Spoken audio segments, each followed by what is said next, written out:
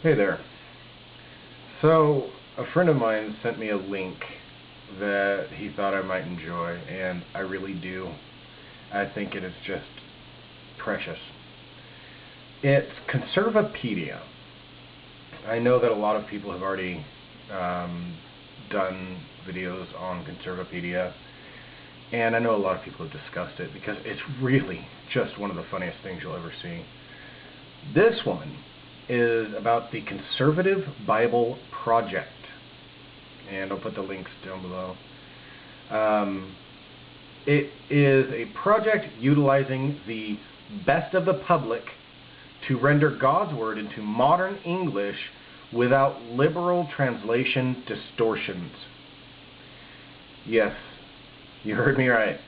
That group that holds this book up to be divinely inspired, to be infallible, is claiming that it is far too liberal and needs to be conservatized. There are apparently pro-abortion distortions in it. I don't know what those are, because when I click on the abortion link, it describes abortion. It describes how bad abortion is, how horrible abortion is, health risks from abortion, abortion alternatives, the abortion industry, yes, they call it an industry, political support of abortion, atheists and abortion, evolutionary thought and abortion, and under that it says evolutionary thinking has contributed to the eugenic idea of aborting babies with defects. So apparently all of us that know the truth, weigh the evidence, and I don't know, actually research things, think that we should kill all babies that don't fit our model. See, it doesn't seem quite right, because I recall a very prominent Christian creating a eugenics campaign that glorified blonde and blue. You know what? The same type of person that has pictures of Christ as a blonde and blue. Isn't that odd? So, that's clicking that link. When I go back, I want to read you some of this because it's really classic. Liberal bias has become the single biggest distortion in modern Bible translation. Not largest, they say biggest. That's just one of the worst words. Largest. You're conveying something large. There are three sources of errors that are in increasing amount. Lack of precision in the original language. The original language wasn't English, and the translations all suffer from that because they're translations, and all translations suffer from that. There haven't been any liberal translations. It's not a liberal book. If you want to go deep into it, if you want to actually research the book, then you find out that Christ was quite liberal, but no one else in the Bible was. Lack of precision in modern language. Now, mind you, this same group holds the King James Version as almost perfectly holy. And one of the criticisms of all of the other versions is that they aren't precise in modern language. And a translation bias, which is the same as the first. Not staying true to the original content, which is a translation bias. Don't know really how to go in deeper on that one. The third largest source of translation error requires conservative principles to reduce and eliminate. Yes, their infallible holy book. They plan on reducing some portions and eliminating some portions. Let's see. They are providing a framework against the liberal bias. So, the Living Bible Translation is considered to have a liberal evolutionary bias. And the NIV version has a pro-abortion bias. Considering that abortion never shows up in the Bible, Not sure how that works. They aren't going to emasculate the Bible. No unisex pronouns. Those are bad. Those are feminist distortions. So, the versions of the Bible written long before feminists were, I don't know, legally allowed to live. Yeah. Ugh, ridiculous. Let's see. They're not dumbing down. They're not dumbing down the reading level, they say, or diluting the intellectual force and logic of Christianity. Christianity has no endemic logic to it. None. This is God. God said this. This guy said God said this. Therefore, this is God. That's Christian logic. There's no more to it. Now, there are a lot of assertions in the Bible. There's hell, heaven, punishment. Those are all assertions. These are things that I'm telling you will happen. But there's no logic. There is no, let's contemplate abortion. The pros and cons of abortion are such and such. If you follow this down the line, this leads to the conclusion that such as such. No, that doesn't happen. That doesn't happen in Christianity. It doesn't happen in the Bible. The Bible is an assertive text. It tells you something. It tells you. Logic doesn't enter into it. Logic is the reasoned application of thought. That's what logic is. It is one of many. It's not even the only one. The Bible is a book that says, trust me. That's not logic. It's also, their goal is to combat harmful addictions by using modern terms, such as they're going to say gamble rather than cast lots. Cast lots actually has more than one definition.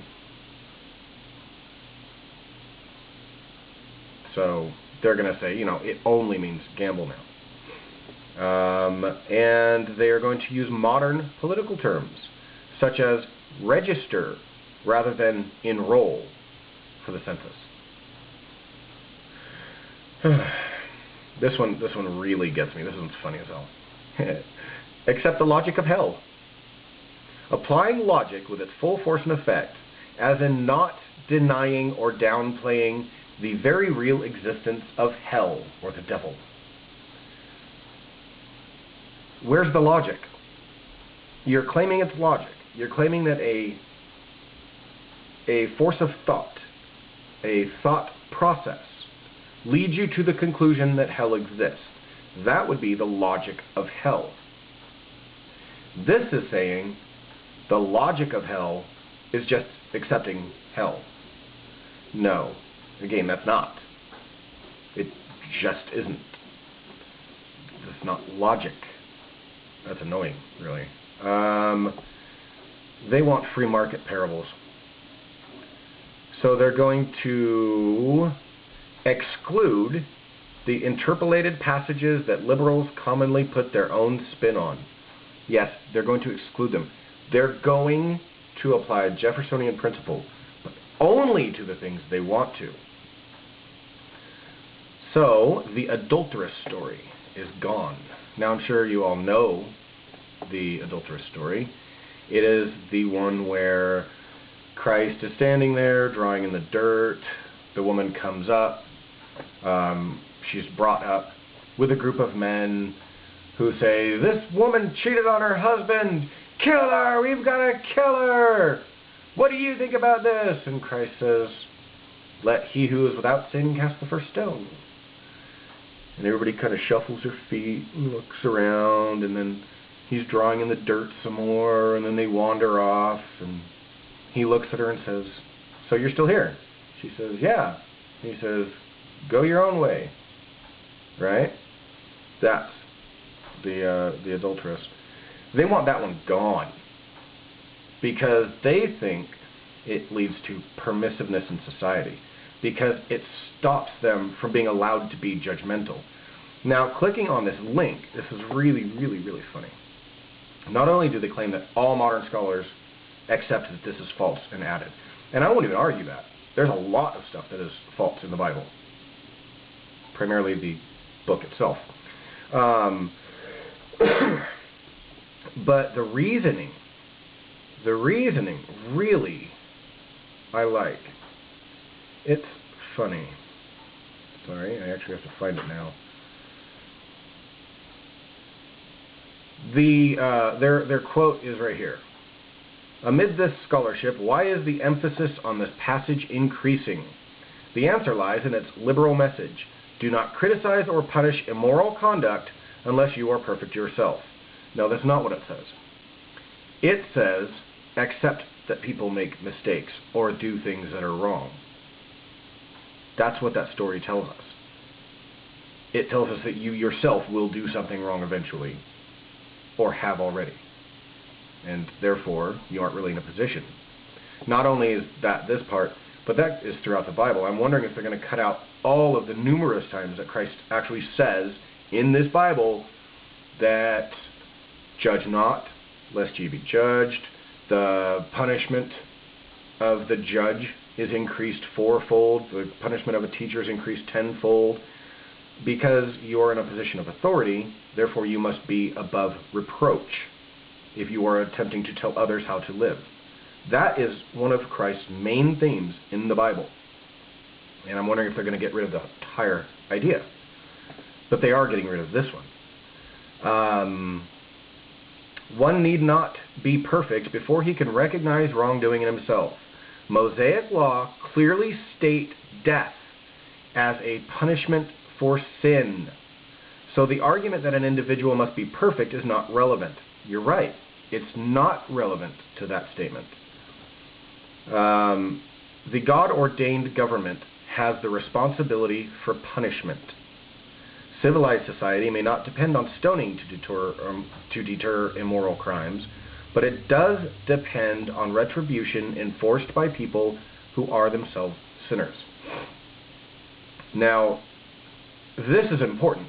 This is actually a pretty important piece, because they are first of all assuming that God is the one who put everybody in office.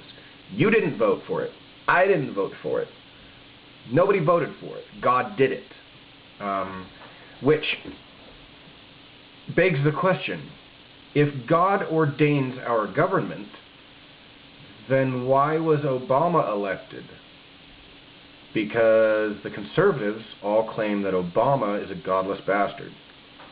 He's not American, he's not Christian, he's not this, he's not that, he's not good. If our government is ordained by God, the members that make up this government must have divine sanction. And that includes the ones you don't like. Do you see the logical quandary there? They can't continue to do this. That's why they make these stupid little announcements and drop the subject altogether immediately, every time. Because using logic, it fails immediately. So they're getting rid of the parts that could possibly, I don't know, be human.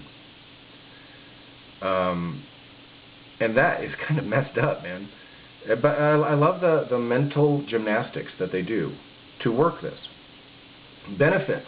Their list of benefits include mastery of the Bible, which is priceless, mastery of the English language, which is valuable. First of all, mastery of any language is valuable. Language is a valuable tool for communication. Mastery of the Bible, not so much. You can live your life comfortably without ever reading a line of it.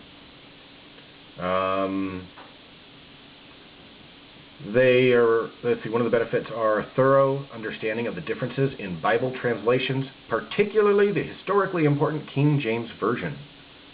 So see here, they're going back to a part that contains all the parts they don't like, and then claiming it to be important. Benefiting from activity that no public school would ever allow, a conservative Bible could become a text for public school courses. No, I'm not making that up. It's right here.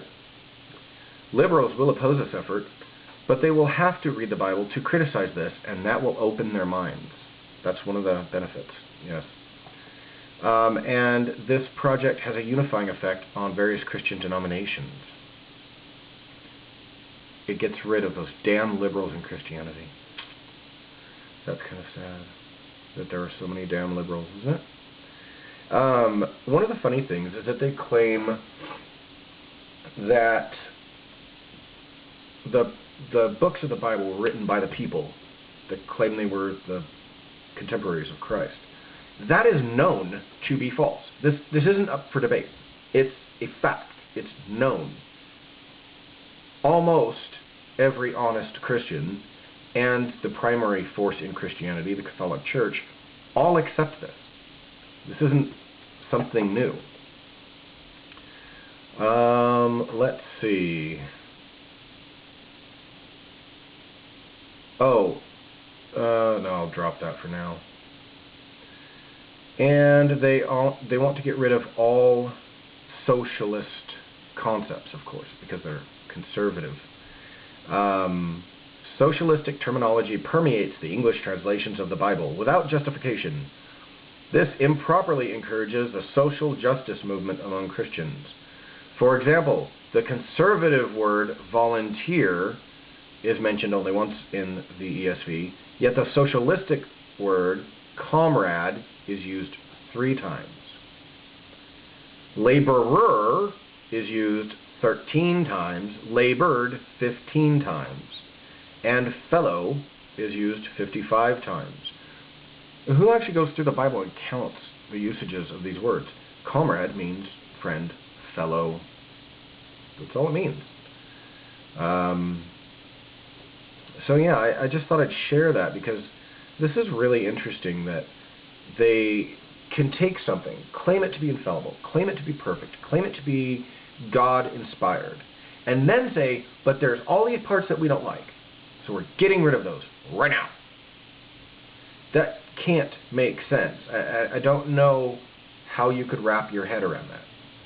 That's like a geologist, which is what I'm in school for, saying, you know what, I'll buy this part and this part, but you know that plate tectonics thing? Yeah, gone. I don't like it.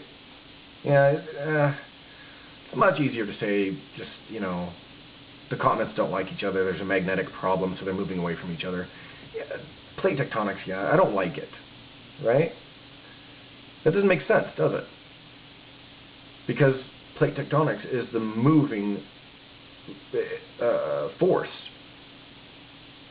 in geology. It's literally the moving force in geology.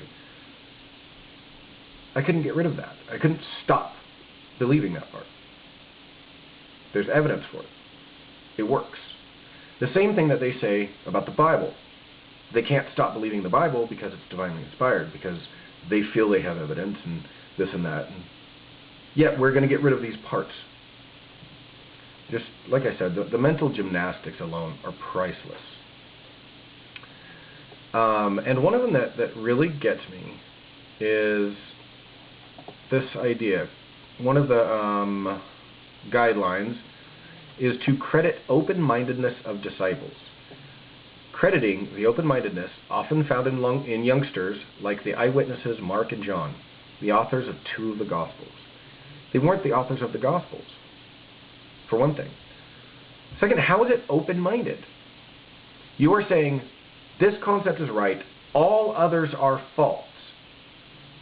They are specifically, by just their logic in doing this, is specifically close-minded. We want it to say what we want it to say. We do not want it to include anything else. So how is that open-minded? Open-minded is inclusive of other concepts. This is the exact opposite. Anyway, I just thought I'd share this with you. It's funny. It's sad. It's a little of both. Most of all, kind of funny because they shoot themselves in the foot with it. So anyway, have a good day.